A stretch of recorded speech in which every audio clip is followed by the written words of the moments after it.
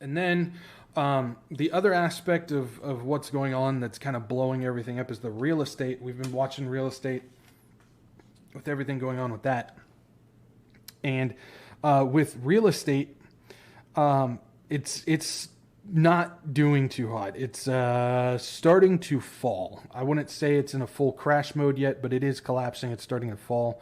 Right now, we've got mortgage rates that are over 7%.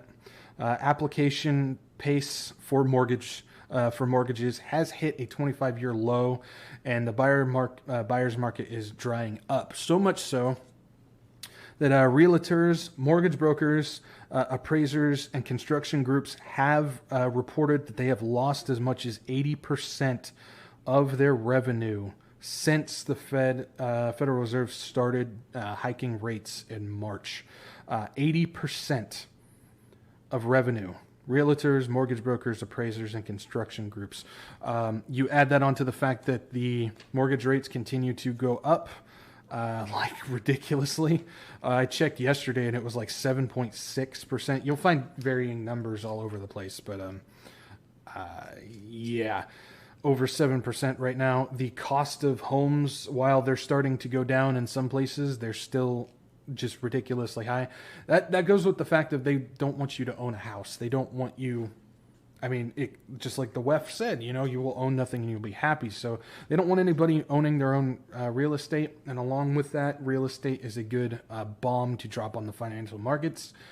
If you don't know, just go ahead and ask 2007, 2008, because it was the real estate that brought it down pretty much. Then you take a look at what's going on in China, because China is still not out of the woodworks yet. China's real estate continues to crash. You've got the Hong Kong Monetary Authority has raised their own rates 5 times this year, and it dropped another raised their rates, and it's dropped another 26% from June to August, and their secondary financing dropped 41.1% in July and August. So what this means is basically nobody is buying homes. Their mortgage people are not taking out mortgages, so much so that it's actually people applying for mortgages has dropped 26% just in the past 3 months. So this is again showing it's not just our real estate that's having issues. It's also China. You got to go back to what happened with Evergrande and the ripple effect of that. That is still happening. And then we got like Chinese citizens that are still refusing to pay their already established mortgages. I've reported on this as well, where you've got a massive drop in people applying for new loans, for new mortgages, but then you've got people who have mortgages already and they're refusing to pay.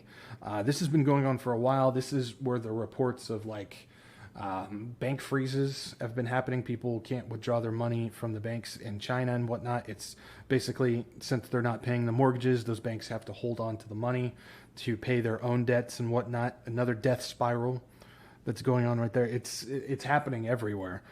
Maybe it's just happening in different sectors. So all of this is going on with that. And one of the effects that it's happening is China's Hong Kong Hang Seng Index market. It's a massive stock market over there. Has dropped below 17,000 for the first time since 2009. So it's actually dropped below 17,000 for the first time since that original crash happened. Or not the original crash, but the 2008 crash.